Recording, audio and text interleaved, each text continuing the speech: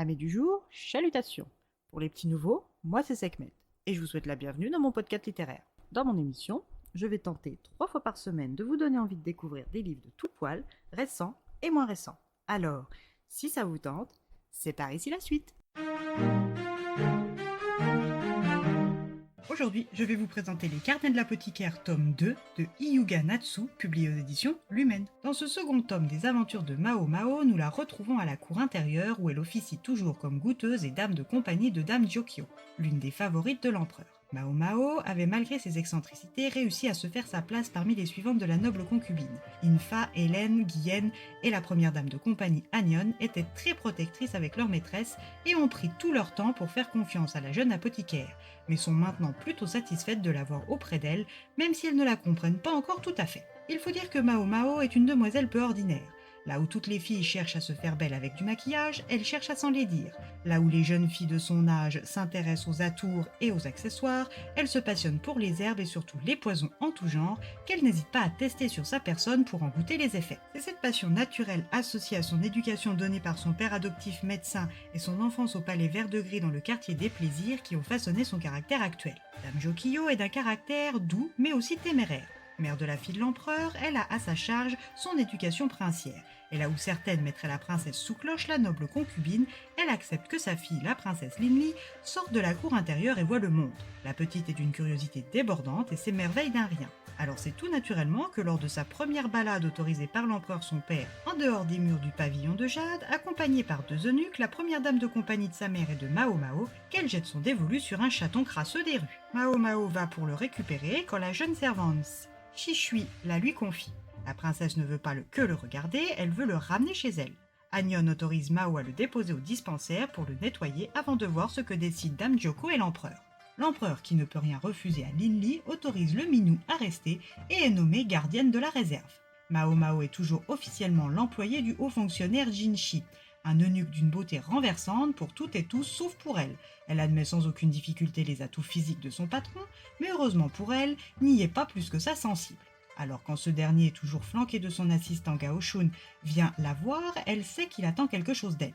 Mao Mao, sur ordre de l'empereur, a continué d'éduquer grâce à la lecture de manuels spécialisés et de romans les concubines qui de leur côté font circuler les livres à leurs dames de compagnie qui ensuite sont lus aux domestiques illettrés. Jinshi approuve la démarche et veut contribuer à l'alphabétisation dans le Wugong, en construisant une école. Mao lui conseille d'utiliser l'un des bâtiments au nord inutilisés et de ne pas mettre d'étiquette à son école pour ne pas effrayer les potentiels élèves. C'est donc ravi que son ami lingère Shaolan apprend à lire et lui présente Shuichi, cette domestique qui l'a aidé avec le chaton, et maintenant elle se trouve des excentricités communes, la fascination des insectes pour l'une et des plantes pour l'autre, une amitié secrète. À la cour intérieure, c'est l'effervescence car un événement est sur le point de se produire, le passage de la caravane. Bien qu'à l'origine on nomme caravane un groupe de marchands qui parcourent le désert, au palais il sert à décrire les commerces ambulants. Dame Gyokyo, qui attend son second enfant, doit racheter des nouvelles toilettes et accessoires plus à la mode et plus commodes vu son état. Infa est surexcitée par la venue des marchands du monde entier. Mao Mao, qui a loupé les 2 éditions précédentes, est prête à faire des affaires s'il y a des remèdes ou des plantes ou même des ingrédients rares. Une fois la caravane passée et les emplettes faites, la mode des huiles aromatiques s'est mise à sévir dans le Wugong. Et pour Mao et son odorat affiné, le début du supplice sensoriel. Mais aussi des soupçons, car son fin odorat lui a permis de repérer des odeurs caractéristiques de plantes abortives. Et comme sa maîtresse porte un enfant, son devoir est de s'en assurer, au risque de s'attirer des ennuis avec le pavillon de cristal et les suivantes de Dame Lifa, elle aussi enceinte. Une fois ses soupçons transformés en certitude, elle avertit Jinshi qui va devoir tirer ça au clair rapidement. Mao Mao, qui passe du temps avec son homonyme à 4 pattes au dispensaire, apprend du charlatan qu'une dame de compagnie a disparu. Rien de nouveau à la cour intérieure, mais comme son contrat arrivait à sa fin et qu'elle avait assez d'argent pour se marier, cela devient suspect et sujet à commérage.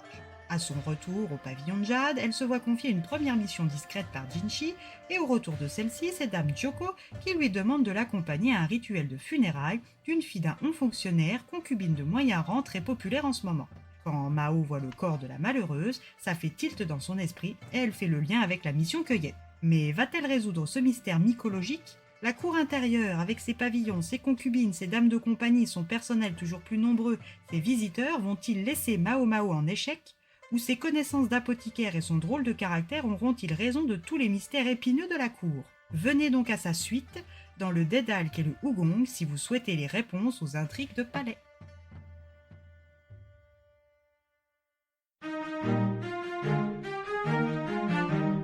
Un régal, un roman visuel, dynamique, addictif, plein de rebondissements. Pour celles et ceux parmi vous qui lisez le manga Kiyun, ce tome s'achève sur la scène de la grenouille. Hâte de lire le tome 3 prévu pour bientôt par les éditions Lumen. Et bien voilà, j'en ai fini pour aujourd'hui. J'espère que cet épisode vous aura plu et vous aura donné des nouvelles idées de lecture. Si vous souhaitez découvrir d'autres petits bonbons littéraires tout droit sortis de ma bibliothèque, je vous retrouve le samedi 11 mai prochain pour un nouvel épisode. Et si d'ici là je vous manque de trop, vous connaissez le chemin sur Instagram, @leslectures de Sekhmet. Sur ce, chalut les amis et à la prochaine!